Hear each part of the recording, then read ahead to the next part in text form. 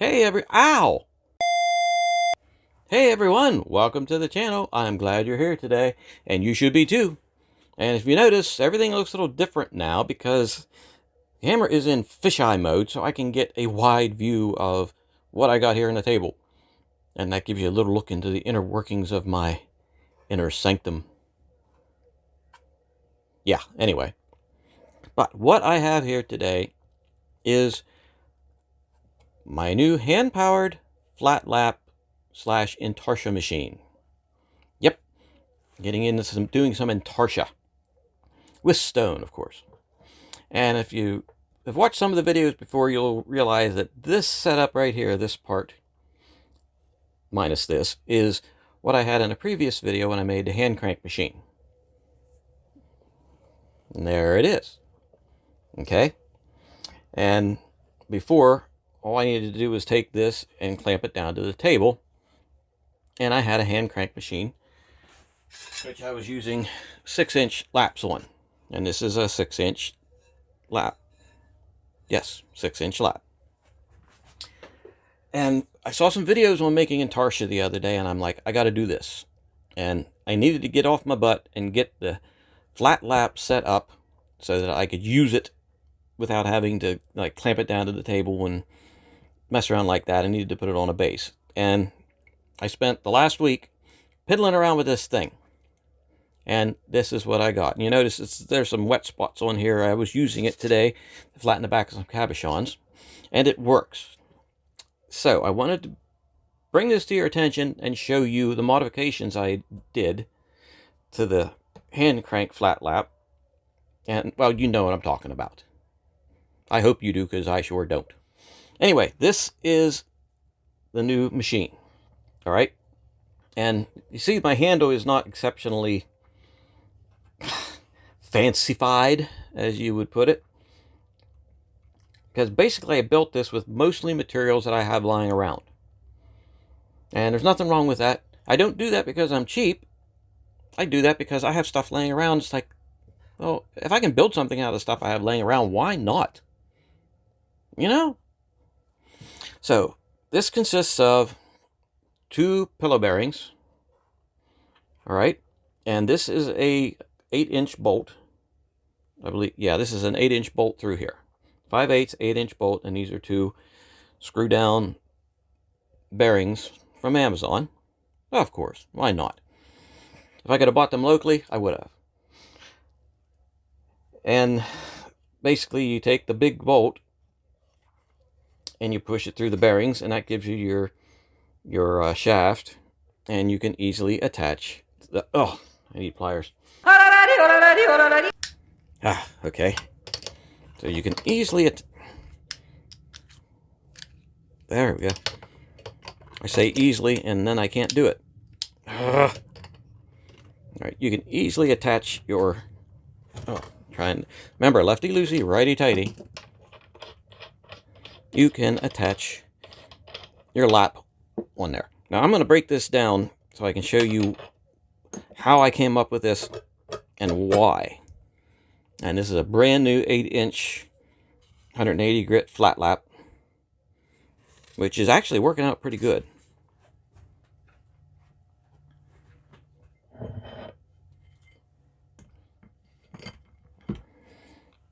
Okay, so here's what I had. Here's what the problem is. If I wanted to do just a flat lap, it doesn't matter if it's a little wobbly.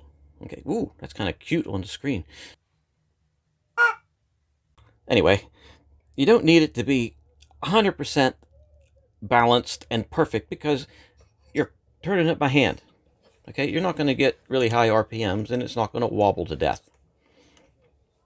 Okay, but you do have some issues to deal with. You don't want it to be everywhere, but you want it to be as, you know, have some tolerance to it. And a good quality bolt like this works well for a shaft. And you can cut the handle in on the end. You can see there the head of the bolt was cut, drilled through this piece of wood, chiseled out the shape of the bolt a little bit, left it stick out a little bit so I could screw a piece on there, and that holds the handle in place very well. And boom, push this through. There, you have a shaft. put your flat lap on the end, blah, blah, blah. All right, so what I came up with when I needed to have a better tolerance for Intarsia. Okay, you need to have something that is not going to be too wobbly, and you don't want it to be wobbly in the first place. Get it as unwobbly as you can. I came up with the idea I needed something to go against the bearing itself. As you might be able to see in there, the bearing turns, and if something was pushed up against the bearing, that would make it very flat. So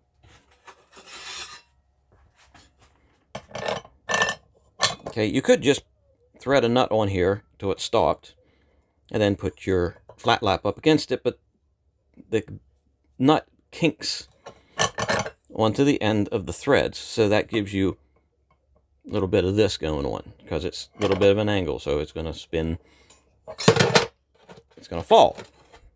So if it's sitting there like this, it's also going to spin that way. So I had one of these Colette spacer thingies, fit that up against the bearing. Well, guess what? There you've made yourself a very flat. It's as basically as square as the bearing is going to be. So right there we have a fairly good tolerance. You could see it better if it was screwed in place and not shaky. Maybe I'll just throw that on there quick. You can see. Okay, if you can eyeball that a little bit, there is a tiny bit of wobbliness, but that's because these flat laps are a little bit warped. And I noticed that. So I thought, well, I need to have like a master lap to put against that. So I was going to purchase a master lap. And, you know, like I said, I'm not cheap. I looked them up. It's like, okay, I need to get a master lap put on there. Around $25 for a master lap. But I wanted to test this thing out better before I got all that. And I should have got all my stuff ready before I started talking. So I had this. Okay, this is what I was using before. I put this on here, and that held the flat lap nice and flat. Okay, but when I put this on, I realized that even, you know, this is a piece of 3/4 inch plywood, and it is against here, square to this axle, or to the shaft. It still was kind of wobbly. I don't know if you can see it. Yeah, you can see, if you look here, you can see that it's a little bit, see, that's a good, against my finger there, that's a little bit more tolerance than you'd want if you're trying to make 90 degrees with a table. And I'm like, why is that so bad? Oh, and I realized that this is plywood. It is not manufactured to a tolerance that we need. Okay, it can be almost an 1/8 of an inch out. You know, when these layers are compressed, I've seen plywood that's actually an 1/8 of an inch out. You know, thickness throughout, and that's giving you wobbliness that you do not want. So as I was thinking, okay, what can I use until I get my master lap? I mean, if you're just wanting to use this to flatten the back of cabochons, and like here's a broken cabochon, you put this on here, you can flatten the back of that up. It doesn't matter if that's a little wobbly, it's still going to flatten it. That's absolutely fine. But I need a better tolerance. So I thought to myself, what can I use that has a better tolerance? What do I have laying here until I get that stupid master lap? And then I thought, oh my. When I made my other machines, they all came with these beautiful balanced grinding wheels. And it's like, oh, that would be perfect to use for a master lap until I get the master lap. So I put that on there. It fit on that shaft really nice. It's a little loose, but it's not, you're not going to be at high RPM, so that doesn't matter. I put this on here, that on there, and the washer, that helps to distribute some weight when you're screwing it on there so it flattens it out. And I'll put my finger here so you can see the tolerance. that's not bad, because this is a balanced thing. It has to be balanced. This is made for like 3,800 RPMs. If it was out of wonk too bad, it would be everywhere. So this made a very good flat lap for just flattening the back of cabochons. Okay, and where did I put it? Okay, I'm not usually this disorganized. Who am I kidding? I'm always disorganized. This is the table for making the Intarsia. As you can see, the tolerance there is not bad whatsoever. Hopefully you can see it. I'm going to push it up against it tight. Okay. And you've got maybe a millimeter of give there.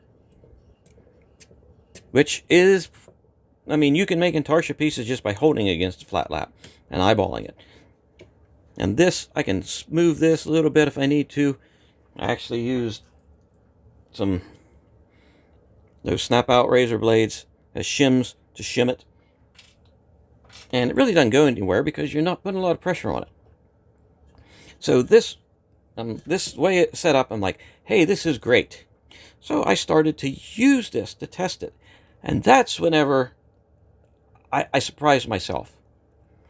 This is a grinding wheel. This is a heavy piece of stone. So I started spinning. Okay? And I started spinning, and I can't spin fast enough. And look at that. It continues to spin. And you know why it continues to spin? Because I inadvertently made a flywheel for this hand crank machine. Like I said, this is a big, heavy piece of stone, balanced. So you're storing kinetic energy. So I get this spinning. I can't keep up with it with my hand. And it still spins. So I'm getting much more speed out of it than I would have with that piece of wood or a very light aluminum master lap. And I was like, this is fantastic. So after I got all this figured out, and this happy little accident, woohoo, I built the rest of this table. Okay, and let me take this off so I can show you exactly what. Why isn't it coming off? Show you exactly what I did here. Now this is a 9x13 cake pan from Walmart. Okay, I put this on here. I figured, yeah, this would be nice because. Oh, did I cover up my table? Yes, I covered up my table because I wanted to have room that I could put this on there and move it out of the way and not have to set it off the whole unit. Okay, so that works really well for that. Plus the more weight there is, the less I have to clamp it to the table, which is fantastic in my opinion.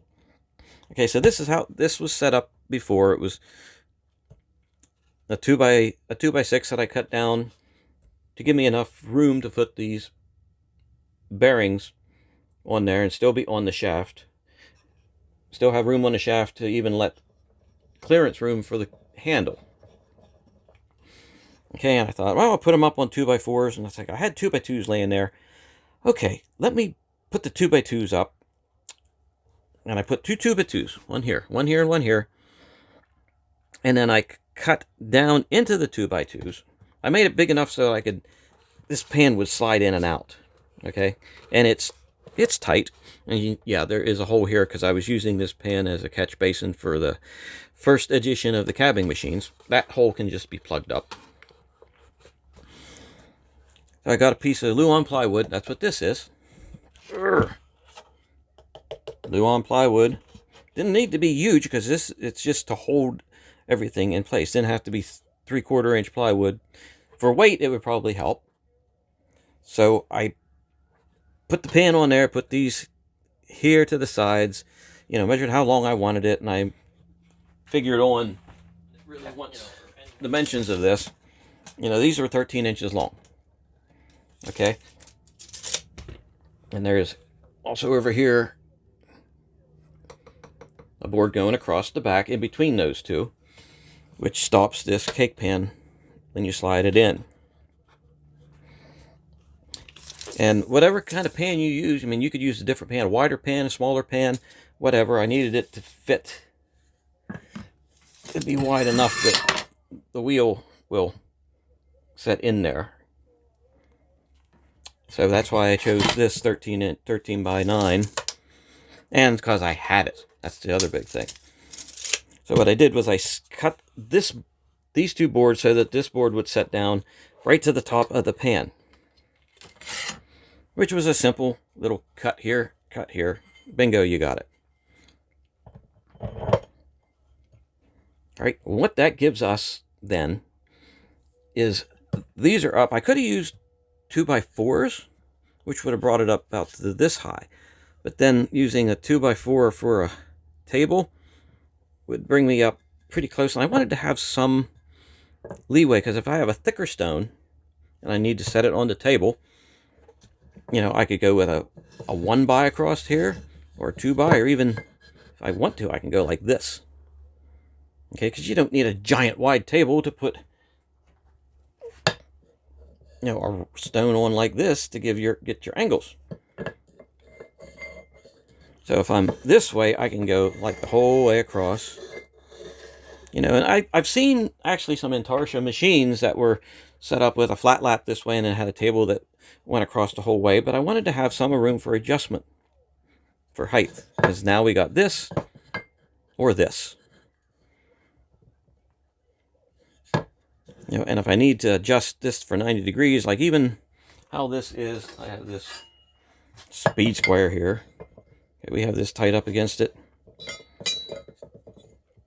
That is pretty darn close. We've got, like I said, that it's about 1 millimeter off a square with that table across it.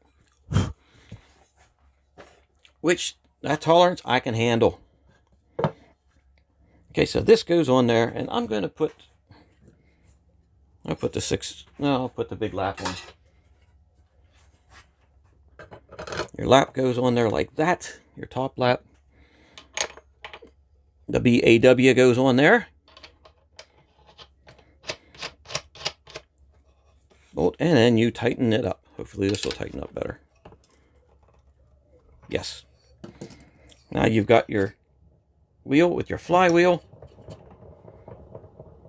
And look at that. That's actually spins pretty darn good. You got kinetic energy stored up, and that helps you a tremendous amount when you got a stone on here and you're cutting it.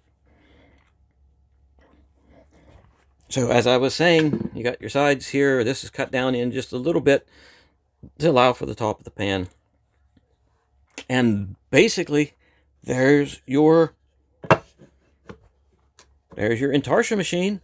You know, and this isn't actually cut perfectly square this way. I can see, you know, you got some rocket in there, but that's not exceptionally important. It's going to be back a little bit. So when you're cutting, grinding away at your stone, you know, sorry about the noise there, you can cut a pretty darn precise angle on there. And if you're just using it to flatten the back of a cabochon, or say here's just a piece of cut stone, you can put that on there and here you go. Now I'm applying a little bit of pressure, and look how much it still runs. Now, I know somebody is probably freaking out. Oh my God, he's running that dry. Well, yeah, I am. But I am not doing it dry normally. You don't want to do that. You're going to generate heat, friction, and all that kind of crap. So I could hook up a drip system to this. But I found by piddling around that I don't really need to. This is your spray bottle of destiny. Okay?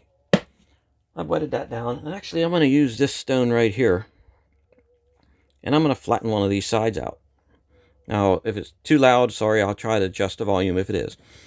But I get this wheel going, and look what you got. There's a little bit of water splurting off, but not much. But I'm not going at super high speed. So there is water still on that lap to cool this. And hopefully you can maybe see the water bubbling up a little bit. Let me see. Let me stop this a minute.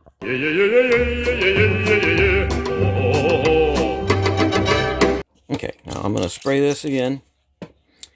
And hopefully now you can see this a little bit better. I'm hoping you can see it better. All right, let me get the focus focused. All right, I'm going to put this against, and I'm going to start cranking. And you can see there's a little bit of water slurping off, but there is plenty of lubrication on that disc. And I'm not applying a lot of pressure at all. As you can see, it's not taking me a lot of effort to get this thing spinning. So I'm going to get it up to pretty good speed, and I'm just using slight pressure on there, and then I'm going to let go.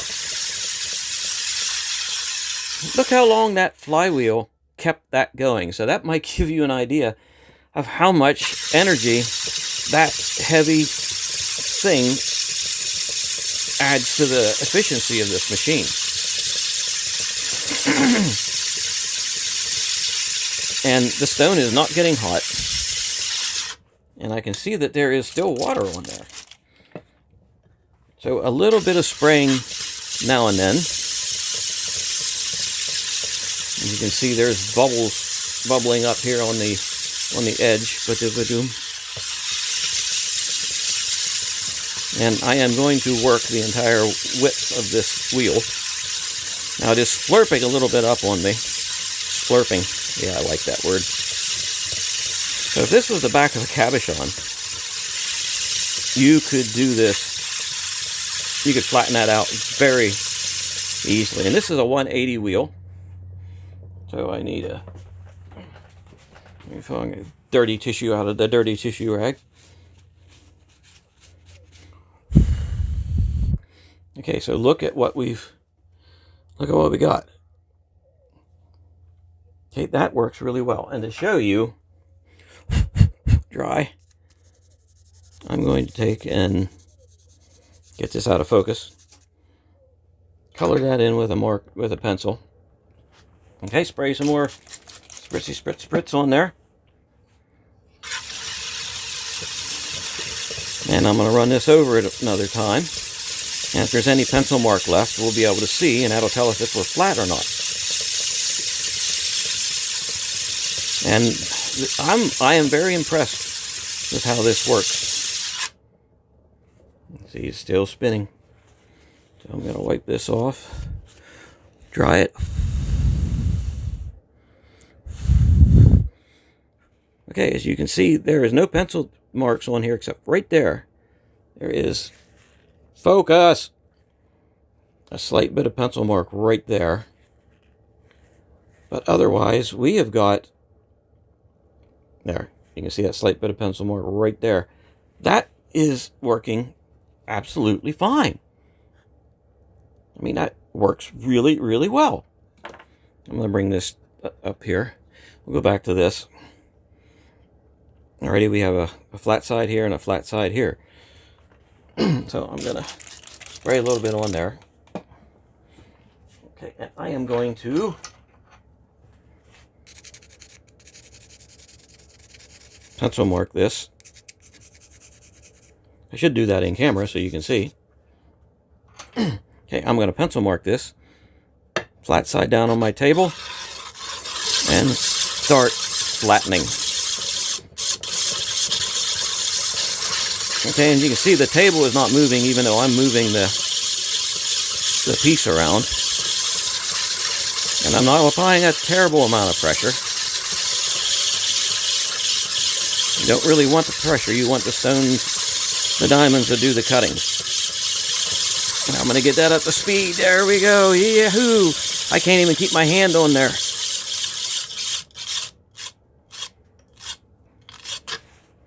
Right. And lo and behold, look what we got. It is cutting that 90 degrees to this table. Well, maybe 89 degrees or something similar. But the point is, in practice, this thing works pretty darn good. Now, if I check it with the square,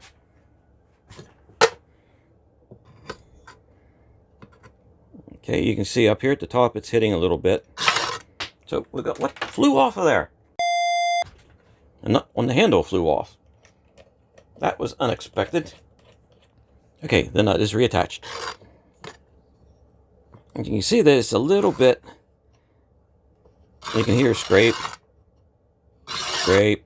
So your tolerance is not exceptionally good. Well, no, I don't want to say that. As you can see, your tolerance is not too bad. Now I'm going to take these darn little pieces of stuff here. Okay.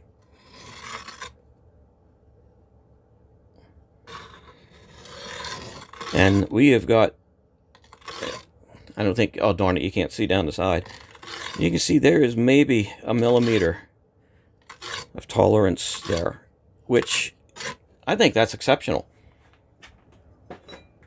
I mean, it's like, you know, Tony Stark building the arc reactor in a cave out of scrap. You know, down to 1 millimeter of tolerance. I'm thinking that's pretty darn good. That is definitely pretty darn good. So what I can do with this is just, I think this is absolutely flippin' amazing. And it's heavy enough that you saw I was working this pretty good and nothing was getting slammed around.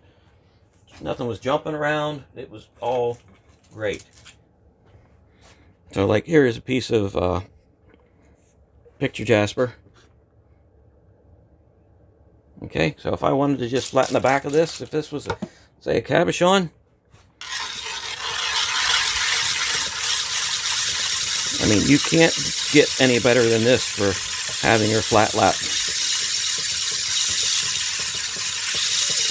I mean, I think I just done this demonstration a minute ago, but I'm going to do it again just because I am tickled with it. I'm just tickled with how this works. I mean, look at that. Look at that. Would you look at that? Yes. Not much to see on that one, but still, you get the idea. So, back to the full-size fisheye thingy. All in all, this is a... I mean, you want a flat lap or an Intarsia machine? This is the way to go. You want to try it out, you know, and you don't trust yourself by holding something on there at 90 degrees, which you could easily do. I mean, if you have like a slant cabber or whatever, you can hold these at, look, you know, eyeball it to 90 degrees to do your Intarsia work. But this, that's going to be fantastic for it.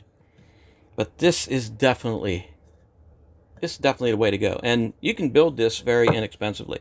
I mean, these pillow bearings, I think they're called pillow bearings, they're $15 for 2. I think if you buy like 4 of them, you can get them for around 20, so that'll even cut the price down a little bit. The bolt, you can get this at the local hardware store. These are, I think these are around $1.50 a piece. I'm not a washer.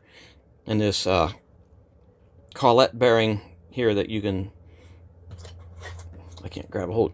Yeah, this thingy, you can get a pack of 4 of those, I think, for around $8.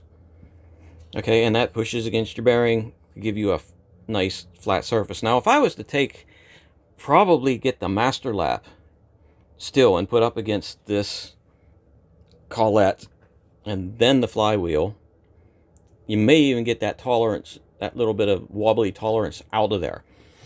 Or put the flywheel back here and use the collet. You know, I'm sure I could figure this out.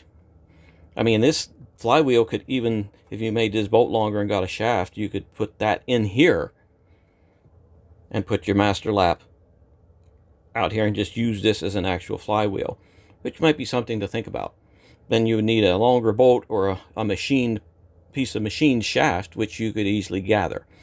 That would make it a lot easier. But all in all, 15 bucks for this, say 16, 17, 18, 19, and the pan for, I mean, you could probably pick something like this up at Goodwill, or you may have a junky one at your house. I wouldn't suggest using your spouse's good cookware. Yeah, That's a no-no. That gets you in deep crap there. Or even find some other substitute for this. So we were talking, well, I lost count. So for probably around $25, you can make this machine, not considering that you would have one of these lying around. And these you can pick up at Lowe's or Home Depot. You can pick up a nice grinding wheel. And I would suggest if you get one that's not used, because you don't want it to be off balance. But yeah, for around $25, you could build this machine, which I think is fantastic. And you can build it to the specifications that you need. You could have a different pan. You could have 2 of these on here. I mean, I actually thought about putting one on this side, and then you could go like back and forth with different grits. But that's getting complex. I mean, for all the more it takes to take this off, flip that, put a different thingy on there, hey, you're good.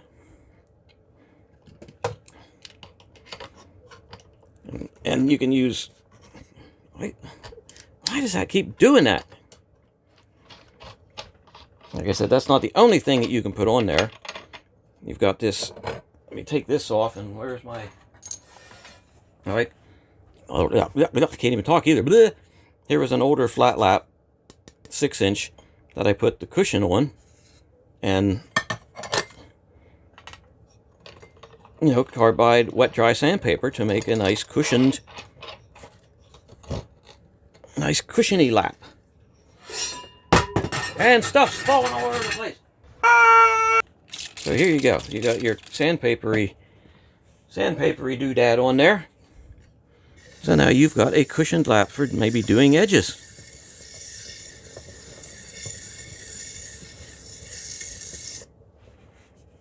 You know, the possibilities are pretty endless here. And if you needed, I mean, honestly, you could use a regular piece of dry sandpaper if you needed to make a disc sander for wood. I mean, what's it going to hurt if you put some regular sandpaper on a disc like this and use it as a disc sander? I mean, sandpaper, disc sander. Now you've got yourself a disc sander to take the gnarlies off of your dopsticks. Okay, this is actually very versatile. Very versatile. And look how much that flywheel saves that energy. Okay, you don't appreciate how much it helps you until you actually use it. So this is the new Intarsia flat lap, hand-powered Intarsia flat lap of destiny. And this is how it works. This is how you build it. I mean, I know I didn't go into a very exceptionally detailed account of how I built it, but it's not exactly what you would call exceptionally complex. And a couple of 2x2s here screwed to a piece of plywood. This piece put across there, the bearings, that through, and how they say it, Bob's your uncle? Yep. Or the chicken's your cousin. Either way. But that is the new Intarsia flat lap. And I will be doing some Intarsia oh, where it? Yes. I actually did 2 Intarsia pieces playing with this earlier. And this is one, you can't see that well. There, that's better. I did this piece just the other day with this very wheel. That was one of my test pieces I did it with. You see there's 3 pieces of, you got the calcite limestone, and this is some marble in between there. I think it's actually this type of marble right here. Cut 3 flat pieces, glued them together, and made a very nice Intarsia cabochon. And then this was the second one. This was out of focus there. This is a piece of carnelian and the calcite limestone. And I didn't do the backs real well on these because these were test pieces. But I mean, this piece was done on this machine. Those joints are very, very nice. I mean, there's no need to complain whatsoever about this. No. So if you can do, or if I can do pieces like this, using this handmade, hand crank, homemade doodad with just a wooden fence laying across there, you can too. So if you like the video, hit the button, subscribe, and I will be back hopefully with some Intarsia videos for you next. And remember, always try to be the best version of yourself. So thanks for spending some time with me, and have a good evening.